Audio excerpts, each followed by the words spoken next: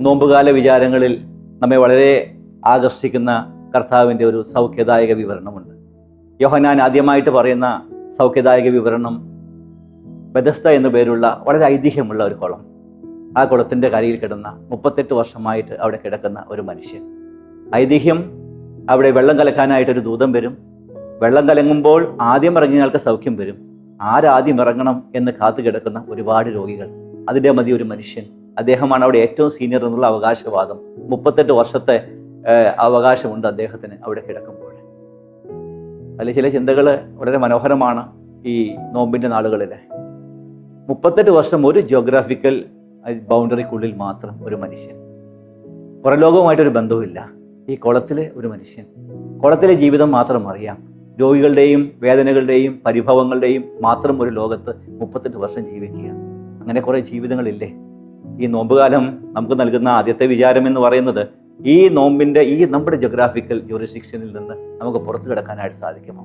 ദൈവം ഈ ഒരു സ്ഥലത്ത് മാത്രമോ അല്ലെങ്കിൽ ഈ ഒരു ചിന്താഗതിയിൽ മാത്രം നിൽക്കാനാണോ നമ്മെക്കുറിച്ച് ആഗ്രഹിക്കുന്നത്?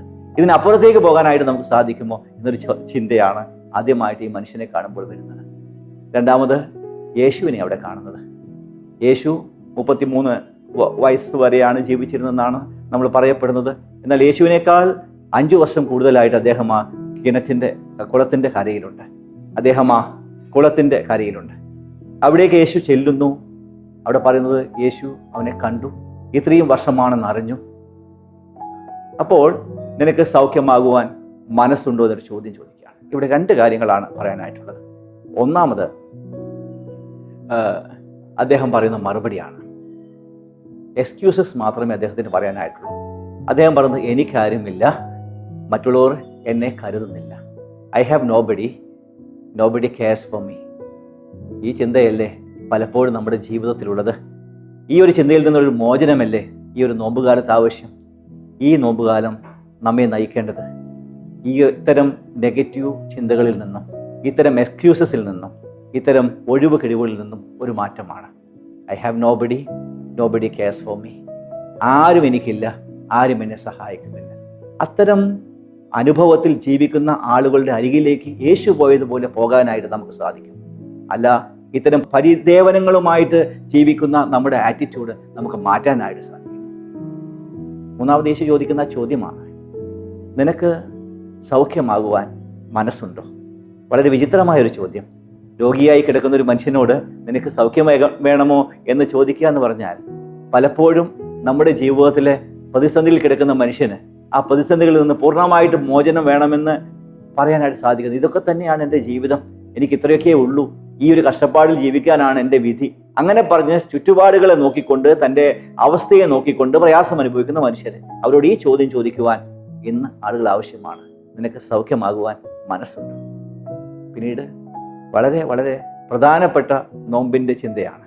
നോമ്പെന്ന് പറയുമ്പോൾ ഈ ഒരു പരിദേവനങ്ങളുമായി ജീവിക്കുവാനുള്ള ഒരു അനുഭവമല്ല, മറിച്ച് യേശു പറയുന്നൊരു ചോദ്യമുണ്ട്. എഴുന്നേറ്റ് നിന്റെ കിടക്കയെടുത്ത് നടക്കുക.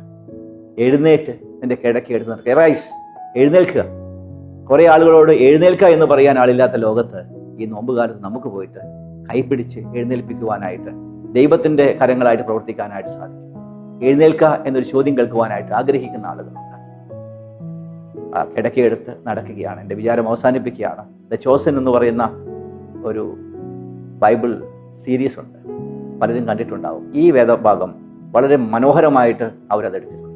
എൻ്റെ എല്ലാ കാര്യങ്ങളും പറയാനായിട്ട് ഞാൻ ആഗ്രഹിക്കുന്നില്ല. അതിലൊരു കാര്യം, യേശു കിടക്കയെടുത്ത് നടക്കുക എന്ന് പറയുന്നു.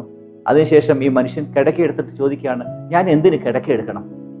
അപ്പോൾ യേശുവിൻ്റെ ഡിസൈബിൾ പറയാണ്, ഇതിവിടെ വെച്ചിട്ട് കാര്യമില്ല, നീ ഇവിടെ തിരിച്ചു വരേണ്ട ആളല്ല, നിന്റെ കിടക്കയുമായിട്ടാണ് നീ പുറത്തേക്ക് പോകേണ്ടത്.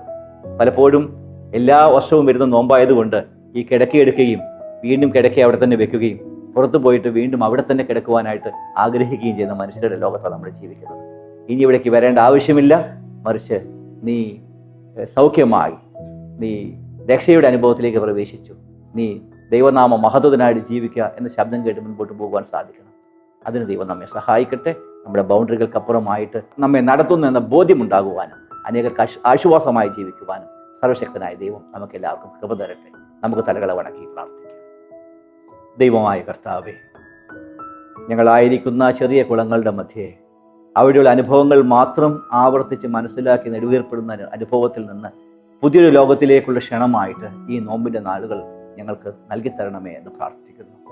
എക്സ്ക്യൂസസിനെ അതിജീവിക്കുവാൻ, എനിക്കാരുമില്ല, ആരും എന്നെ കരുതുന്നില്ല എന്ന എക്സ്ക്യൂസിനെ അതിജീവിക്കുവാൻ, എനിക്കാരുമില്ല എന്ന് കരുതുന്നവർക്ക് കൈതാങ്ങൽ കൊടുക്കുവാൻ, എഴുന്നേറ്റ് ദൈവത്തിന് വേണ്ടി പ്രവർത്തിപ്പാൻ ഒരുക്കമുള്ളവരായിരിക്കുക എന്നുള്ള ആഹ്വാനം ശ്രമിക്കുവാൻ, ദൈവനാമ മഹത്വത്തിനായിട്ട് സന്തോഷത്തോടുകൂടെ പുറപ്പെട്ടു പോകുവാൻ അവിടെ ഞങ്ങളെ സഹായിക്കണമേ. ഈ നോമ്പിൻ്റെ നാളുകൾ ഞങ്ങളുടെ ആത്മീക ജീവിതത്തിലും ഞങ്ങളുടെ സാമൂഹിക ജീവിതത്തിലും ഒരു പുതുക്കത്തിൻ്റെ അനുഭവമായി തീരുവാൻ ഇടയാക്കണമേ. യേശുവിൻ്റെ നാമത്തിൽ അപേക്ഷിക്കുന്നത് കൃപയോടെ കേൾക്കണമേ. ആമേൻ.